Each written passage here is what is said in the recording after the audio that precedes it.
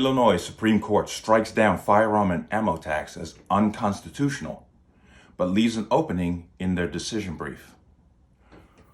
Welcome to another installment of the Connecticut Gun Bench. Today's video is brought to you today by P.A.N. Firearms, LLC. P.A.N. Firearms for your NRA certification and multifaceted gun training. You can reach us at 203-300-6343 or use our website at www.panfirearmsllc.com. As always, there'll be a link in the description box below. But let's talk about this. October 28, 2021, the Illinois Supreme Court struck down a decades-old firearms and ammunition tax imposed by Cook County Board of Commissioners. For the sake of context, Cook County also encompasses Chicago. That unfairly burdened persons from exercising their rights under the Constitution. An Illinois Second Amendment group, Gun Saves Lives, filed suit in 2015, and in October of this year, the court handed down its decision. From the website ammoland.com,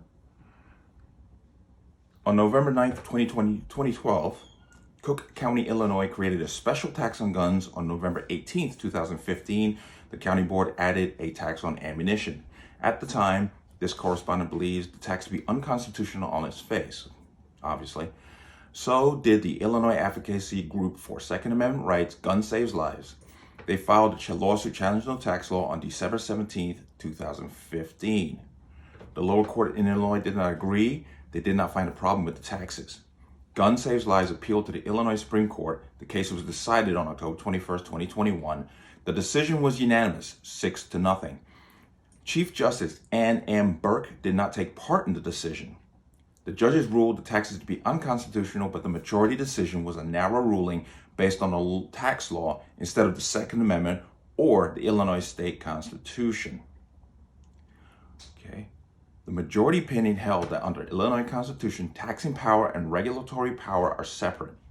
They held under Illinois law, taxing is not regulation. Thus, the strong preemption status passed in Illinois as part of the weapons laws reforms required by the Seventh Circuit did not apply to taxes. Then they found the tax did not conform to the requirements of the Illinois tax code and thus was unconstitutional because it impacted a fundamental constitutional right. Common sense there.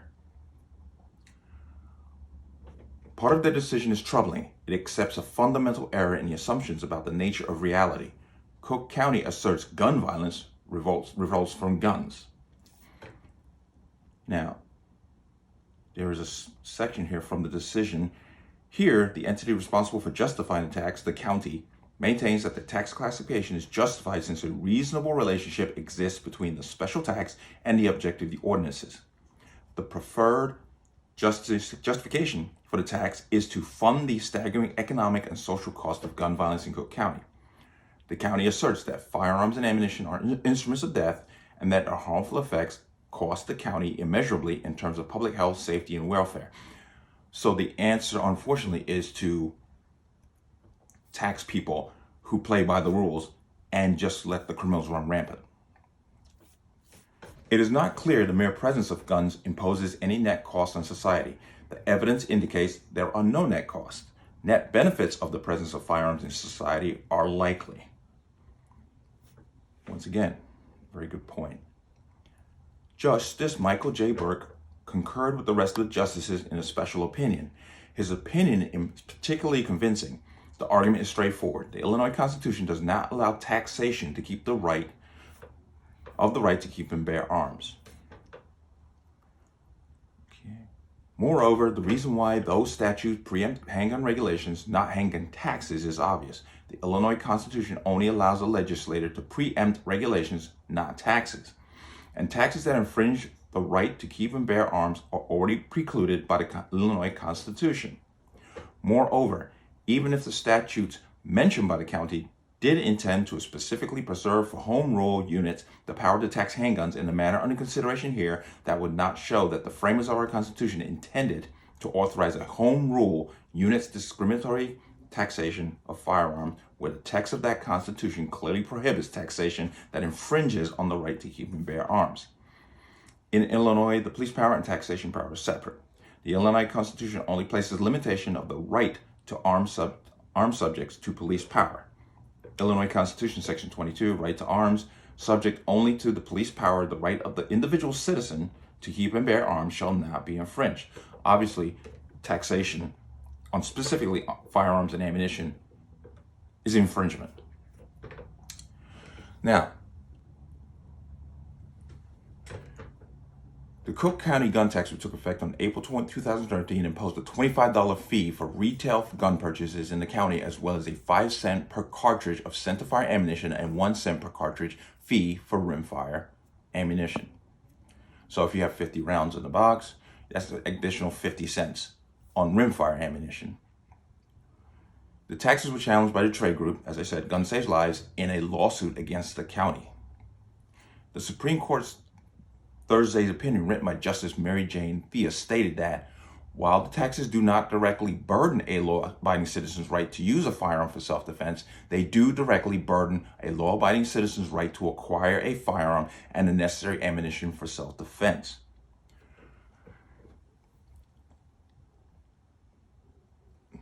Okay. Now, here's where they left an opening. In the decision, the majority justices, which was a 6-0 ruling, stated that because the money they were collecting on the taxes was not being used for prevention of firearm deaths or any kind of regulatory ideal where the money would be used to help those who have been affected by it, the court said that makes it unconstitutional. This is the opening that they have created by doing so. So,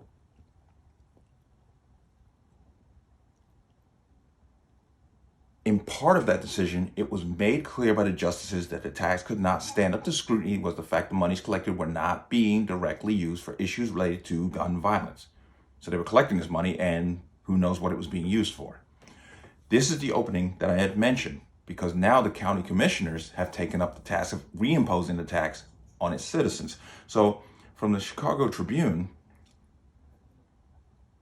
Cook County guns and ammo tax struck down by Illinois Supreme Court is back on the books for now after Thursday's board vote.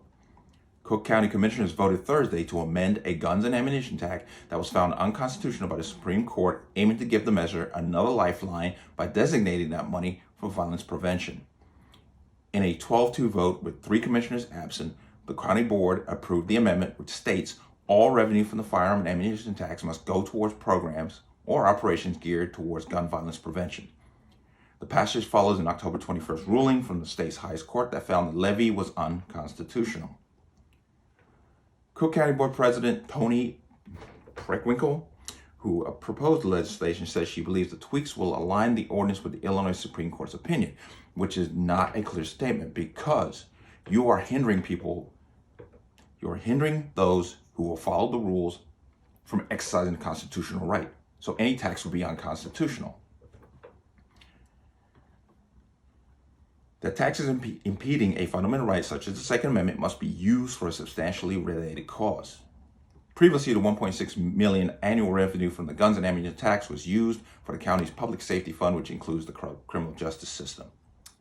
When asked by a reporter why she strove so hard to save the tax, Preckwinkle began reading off statistics on gun violence in Chicago, including the fact that shootings in 2021 are up 10% compared with this time last year. The cost of a bullet should reflect, even if just a little bit, the cost of the violence that ultimately is not possible without the bullet, because violence centers around the firearm. But the board's 2 Republican commissioners, Sean Morrison and Pete Silvestri, opposed the amendment. Before the vote, Morrison read a separate opinion from Illinois Supreme Court Justice Michael Burke that said, the majority's analysis wrongly leaves the door open for municipality to enact a future tax on firearms or ammunition that is more narrowly tailored to the purpose of ameliorating the cost of gun violence. Burke also wrote, the only problem with that approach is that it would still violate the Illinois Constitution. Morrison said the revised amendment still is glaringly in violation of the Second Amendment to the U.S. Constitution. He added he was concerned the board approved this change when the Illinois Supreme Court has not been finalized. Now, I'm going to have to here when Morrison continues his statement. Clearly, we are stating here is that we're going to try and play beat the clock on getting around the state constitution, Morrison said. Why we're rushing this through, given the fact that our Supreme Court ruled against it, I don't understand it. Commissioner Larry Suffredin, a Democrat and vocal gun control advocate, brushed off Morrison's warning. He noted that Burke was acting as a lone justice when he issued his opinion against future taxes with a narrow focus. Commissioner Morrison tries to literally ream a Supreme Court decision without understanding the interaction of the Constitution, Suffredin said. We are well within the time frame that is allowed under law. We are acting in good faith here. Now, where can one start in a rebuttal? Because there are so many points that need to be made. But first, Commissioner Morrison, you are not acting in good faith. You are placing a burden on the most vulnerable, those of meager means and low incomes, to exercise a constitutional right. They're being burdened with an onerous tax that is supposedly being used to combat a problem that the law-abiding in the county have absolutely no part in. Democrats have always espoused the notion that they care about the downtrodden, the meek of our society, and every time they make legislation that only affects the same group. They claim to care about, the same group they swore up and down they care about. They make rules that only affect them because the criminal element is not worrying about an ammo or a gun tax.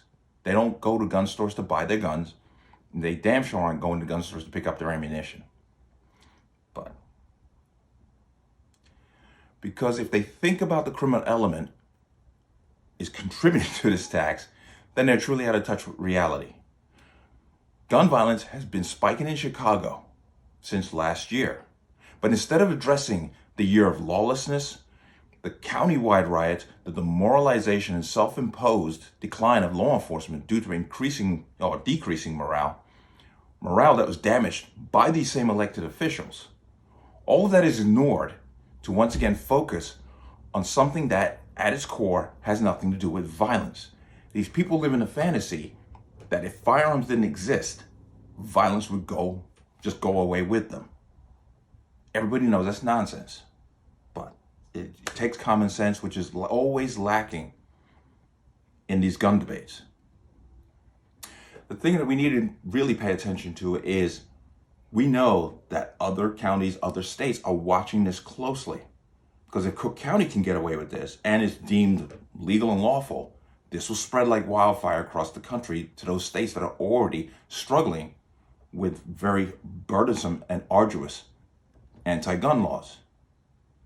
Connecticut especially has already tried, at least twice that I know of, to impose a higher tax fee on ammunition, which both times could not make it out of committee to be voted on.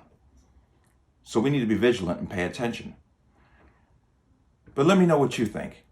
Leave your thoughts in the comment section below. As always, any calls for violence or statements to violence will be deleted. Please like, share, and subscribe. Hit the notification bell so you get notified when the next video goes live. And I'll see you on the next one. Peace.